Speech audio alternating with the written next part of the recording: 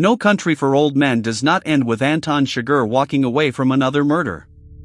It does not end with Llewelyn Moss, the money, or even the investigation.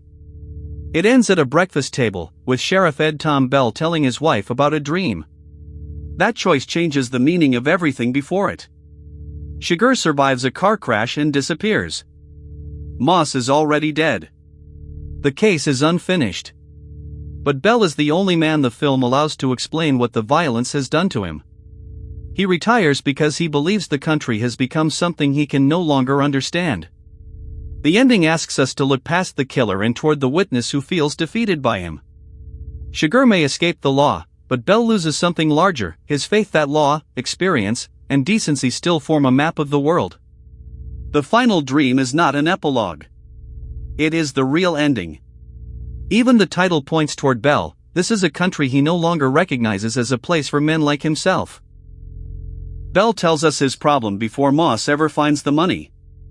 In the opening narration, he compares himself with old sheriffs who sometimes carried no gun. He remembers a murderer who killed without passion and admits that he does not know what to make of such a man. Bell is not simply afraid of dying. He says he does not want to meet something he cannot understand. That distinction is crucial.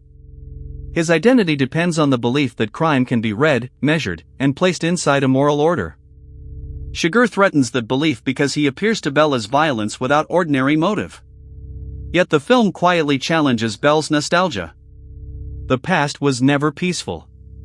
His own family history is filled with lawmen, guns, ambushes, and death.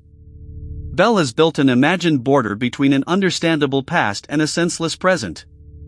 Film Faultline looks for the hidden choice inside great movies. Bell's hidden choice is to interpret confusion as proof that the world itself has changed, instead of questioning the story he has always told about it. The narration sounds like history, but it is really self-diagnosis. Bell is measuring the present against an idealized standard no living person could satisfy. For most of the film, Moss looks like the protagonist. He finds the money, studies the danger, improvises traps, crosses the border, and repeatedly survives men who should kill him. A conventional thriller would reward that competence with a final confrontation. Instead, Moss dies off-screen. Bell arrives after the gunfire, walks through the wreckage, and sees a body the film barely allows us to process. The missing showdown is not an accident or a refusal to provide drama. It destroys the fantasy that skill can turn the chase into a fair contest. Moss believes he can calculate his way through the situation because he understands distance, weapons, tracks, and terrain. But he cannot control every participant or every moment. His death also transfers the emotional center of the film. Once Moss is gone, the money no longer matters. What remains is Bell's response to a story that will not obey the rules of heroism. The film removes Moss from his own ending because Bell's disorientation, not Moss's victory, has always been the deeper subject. His intelligence buys time, not authorship. The story can end his life without asking permission from the heroic narrative he thinks he is building. Chigurh presents himself as something more than a killer. He behaves as though he is an instrument of consequence, arriving only when a chain of choices has already made the result inevitable. The coin toss is central to that performance. At the gas station, he tells an innocent man that a coin has traveled for decades to reach this exact moment. The language makes chance sound sacred. It also hides Chigurh's responsibility. He is the one who chooses the victim, creates the rules, and decides that a life should depend on metal landing one way instead of another. Carson Wells sees the contradiction.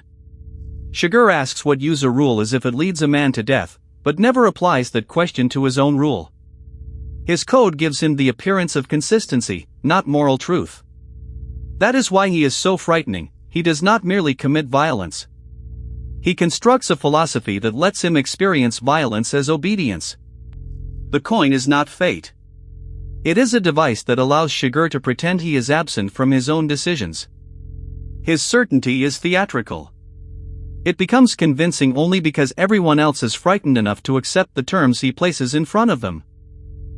Carla Jean is the one person who refuses to participate in Chigurh's mythology.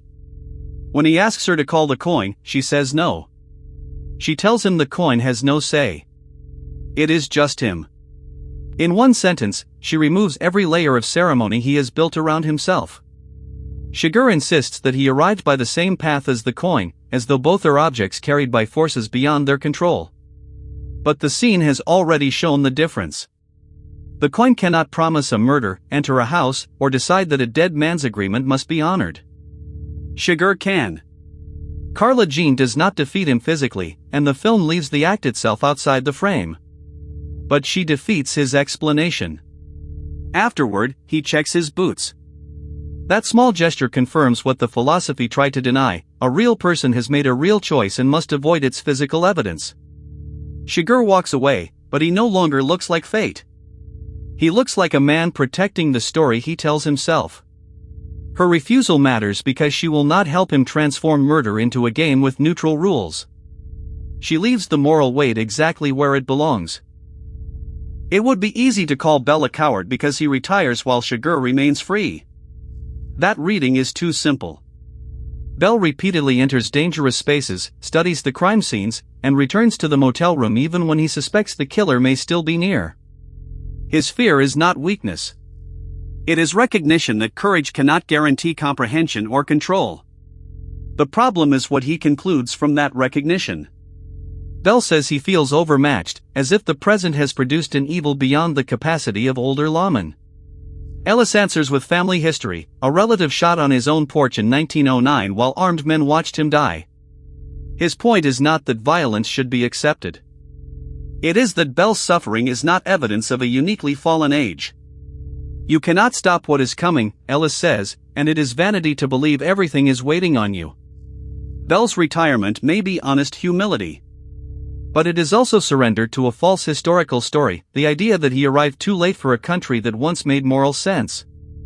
He is brave enough to admit his limits, yet not quite brave enough to abandon the comforting belief that those limits belong only to his generation. The final dream returns Bell to his father and to the older world he has been mourning. They ride through darkness and cold. His father passes him without speaking, carrying fire inside a horn, going ahead to prepare a place. Bell knows that when he arrives, his father will be there. Then he wakes up. The image does not promise that Chigurh will be caught or that order will return. It does not prove Bell was right about the past. Instead, it gives him a form of hope that does not depend on mastering the world. The fire is small, protected, and somewhere ahead, not a force that eliminates darkness, but a light that can survive inside it. That is why the film ends with Bell rather than Chigurh. The killer's escape is a plot fact. Bell's dream is the moral question. Can a man continue when experience no longer gives him certainty? Bell has lost his authority, his confidence, and the story that once explained his country. But the dream suggests he has not completely lost the possibility of meaning. The old man loses the world he thought he knew. The final fire asks whether he can live without owning the map. The dream therefore offers neither a solution nor a return to the past. It offers companionship across time, a destination Bell cannot see, and a reason to keep moving toward it.